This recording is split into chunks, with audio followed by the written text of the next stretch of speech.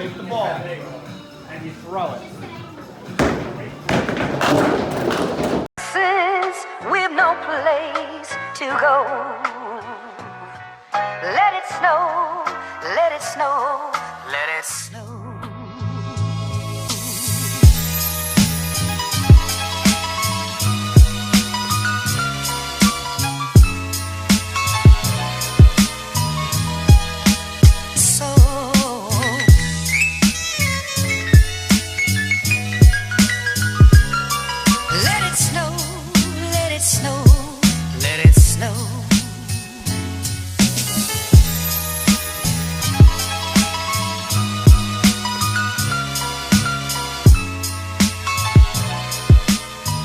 Alright guys, so I finally purchased a cold air intake to complete the 392 intake setup. So basically anybody that has been following along knows all the pieces that I have, and the last piece that I needed was a cold air intake, and the thing that was preventing me from actually doing it was the pricing that a cold air intake is. It is just ridiculously expensive. So we're going to talk about what it is that I purchased, how much I got it for, and why I actually went in that direction. Now, before I jump into that, I just want to say I went away for a couple of days, and it was so needed to get away from a lot of, like the shenanigans of everyday life. Was awesome. I went away to a indoor water park, and my son absolutely loved it.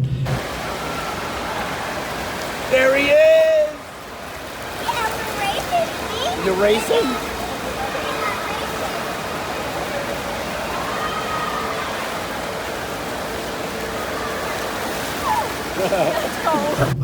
So sorely needed and definitely appreciated. A couple days off, and so let's jump right back into it. The intake that I ended up going with is a LMI Legmaker, and it was the true cold air intake. So basically, it goes all the way down to the wheel well, and it's carbon fiber. It's real carbon fiber. So that is one of the reasons why I wanted it so bad. I am not going to lie. The pricing of it definitely influenced my decision. I was thinking about going with a Momentum, but ultimately the Legmaker is just, in my opinion, a little bit of a better product. More people go with it, and they see, from what I see, they see a little bit of better results. Okay, it's not a game breaker if you choose either of the two. I think both of them are really good products. But I'm happy to say that I will be putting a Legmaker on there. And the reason why I like the carbon fiber so much is it does a really good job of preventing the engine heat from kind of penetrating and influencing the cooler air that the cold air intake is rushing in to the throttle body and intake manifold. So I believe that intake setup is going to do a better job of keeping the air as close to the ambient temperatures as possible. And ambient temperatures is the natural air outside. Obviously, when you're grabbing cold, air from outside and it's going through your engine, there's going to be some influence from your engine heat.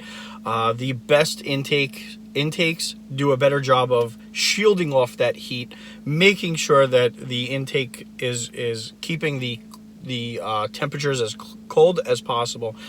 And I think the LMI is going to achieve that. Now, along with the LMI, I also got a BBK throttle body.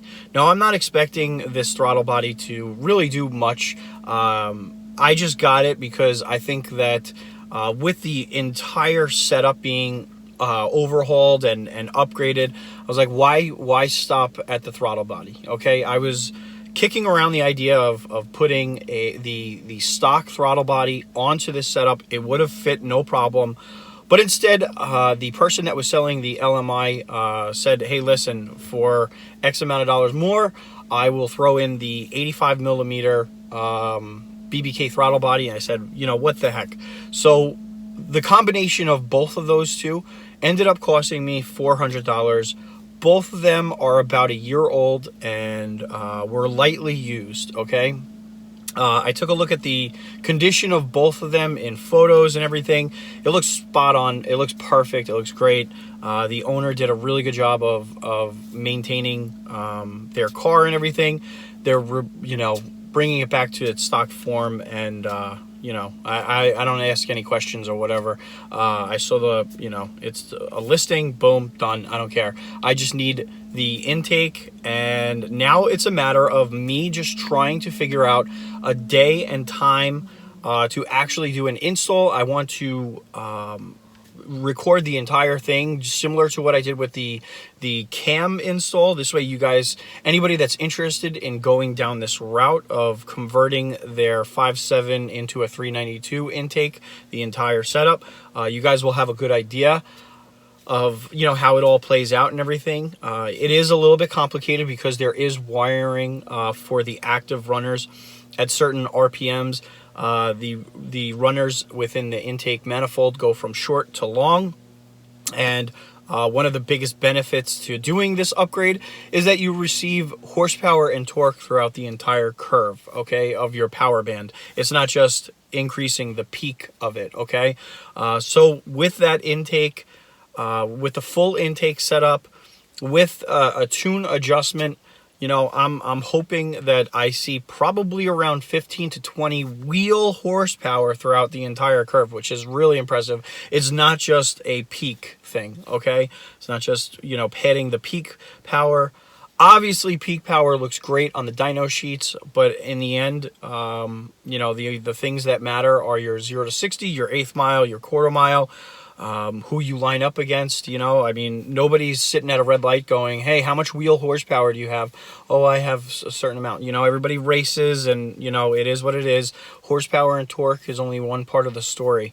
Your times and what you're capable of doing with that horsepower is really the important part. So that's really where everything stands at the moment.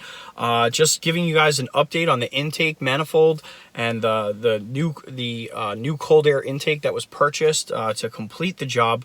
I'm really excited to get this thing on now. It's been a while since I've done a mod to the RT, and the itch is starting to come up, and I'm getting ready to get that on there and crank out some more videos. The YouTube landscape the last few weeks has been a little on the crazy side, and I'd like to get back to creating videos about the RT, maybe outside Mopar news, not so much focused on a lot of the stuff that's going on out there. And the reason why is because I enjoy interacting with all of you guys that have hit the subscribe button and enjoy the content that I create. When you create videos about other YouTubers and stuff like that, you get a lot of traffic from people that don't necessarily care about your opinion, or just don't really aren't big fans of you. So you receive a lot of negative comments, and that's not a big deal. But at the same time, I don't get paid a lot to deal with trolls either. I enjoy editing and making videos and interacting with the people that are a little on the lighthearted side. Keep the profanity to a minimum, and just overall just have a positive outlook on life. I don't really like to engage with negative people, and that is something that I continue seeing, and I would like to remove myself from that and keep those people away from this channel the best that I can. So, all right, guys, the rest of the footage is a little bit a taste of some of the highlights of what I did over the weekend. I hope you guys enjoy it, and an install video should be coming, and an update on the Monte Carlo. If you notice, the Monte has not been around for a little while. Some upgrades are happening to that, and I'm going to be pumping out a few videos on that soon. So, all right, guys, I'll see you later. We've no place to go. Let it snow, let it snow, let it snow.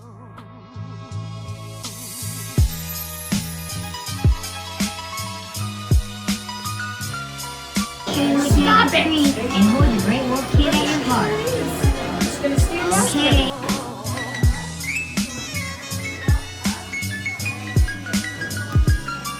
Let it snow, let it snow.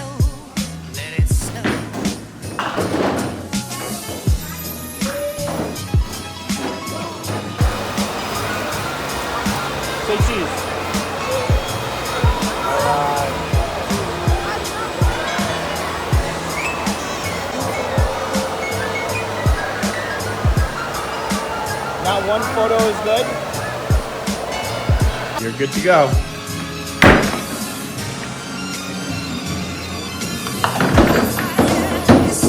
Oh, that was good. Go ahead, do a little dance, man. That's what I'm talking about. Nice. Is that break dancing? All right, you got 3 more pins.